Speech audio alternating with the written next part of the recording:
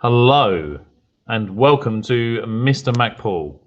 Okay, so we are looking at what is the Enlightenment. Okay, and sorry, just excuse me. I am at Bexheath Academy today. Right. Okay. So actually, that can just go off.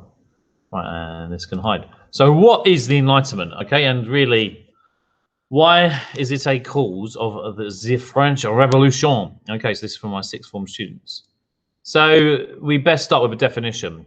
So it's a European intellectual movement of the late 17th and 18th centuries, emphasizing reason and individualism rather than tradition and history.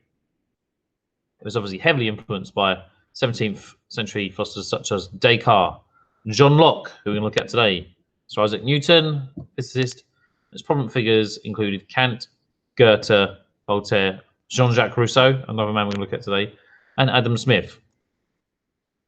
So, a famous Nietzsche quote, even though Nietzsche was a Victorian figure, all I need is a sheet of paper and something to write with, and then I can turn the world upside down. Friedrich Nietzsche, lovely quote.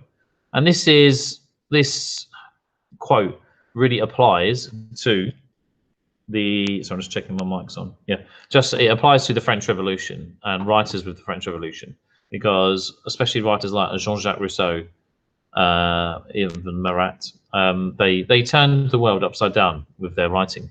So let's have a look. So what caused the Enlightenment? What were the causes of the Enlightenment? Well,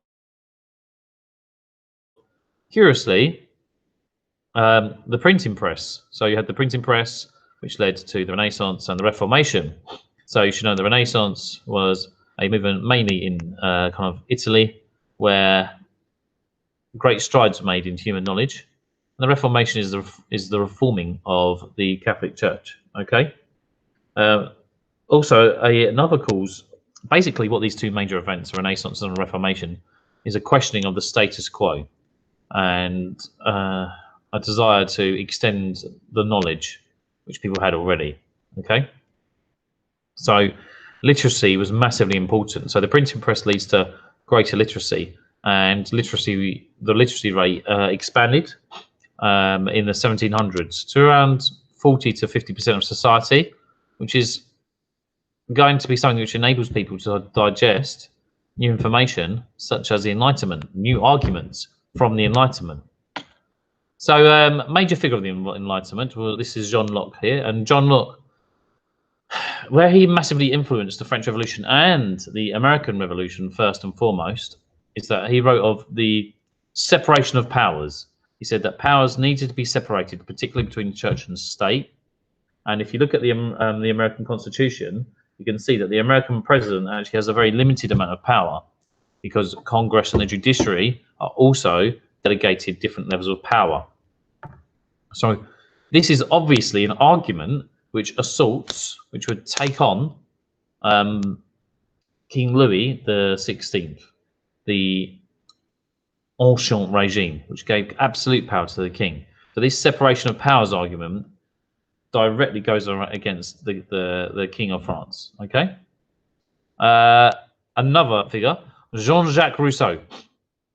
He wrote two great books, The Social Contract and Discourse on Inequality. Now, in essence, what the social contract questions is, and Discourse on Inequality, what it questions is why power and wealth are in such few hands. The great quote is, man is born free, but everywhere he is in chains. Okay, so that's a great quote. And Jean-Jacques Rousseau questions the validity of gross inequality in society. He questions why it's happened. And so it's a great observation on the world. He's quite friendly. His ideas are kind of naturally leading progression towards Marxism. So I'm not saying he's a Marxist, but I'm saying Marxists like his ideas. They may say it's a bourgeois revolution, but still his ideas are very compatible for me with Marxism.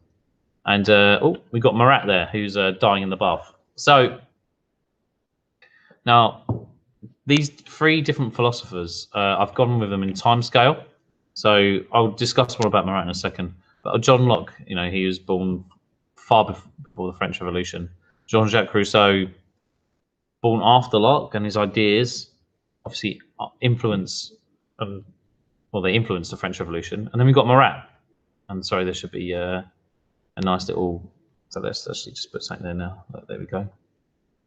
Little bracket. Lovely. All right, so Marat. Now, Marat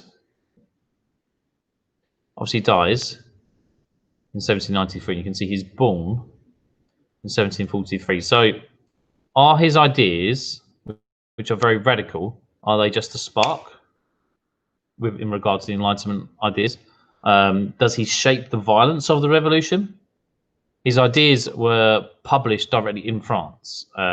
So he is someone who's very influential during the French Revolution, but how important is he as a cause of the French Revolution? Okay, so man has the right to deal with his oppressors by devouring their palpitating hearts. You can see how his ideas led to the Great Terror by Robespierre. God has always been hard on the poor. Okay, so we've got some very interesting ideas. So what you got to think is, with these three Enlightenment thinkers, how influential were they in causing the French Revolution? Were they limited? So if you think of Jean Locke, how far were his philosophies translated into French? Okay, how much of a popular writer was he in France? When you think of Jean-Jacques Rousseau, well, he wrote in French. Do you know what I mean? So his ideas were popular. And Marat obviously published ideas on the ground and set up his own newspaper in France, but within a very short time scale. So what we're looking at is like long, medium, short-term causes and degrees of influence.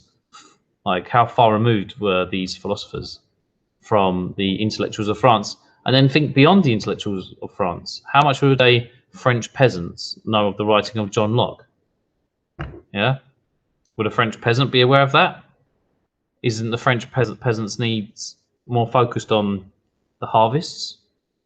So what I'm saying is that yes, they influenced the bourgeois, and the bourgeois is a bourgeois revolution. So in that you could say yes, the Enlightenment was a major cause of the French Revolution, but was it the major cause? And when you look at famines, well, famines have occurred throughout history. They didn't all lead to revolutions. They certainly led to riots and disquiet. But look at the flower wars of the 1780s. There was no revolution in the 1780s. So it's all very interesting, okay? And you have to weigh these arguments up as a historian. Right, guys.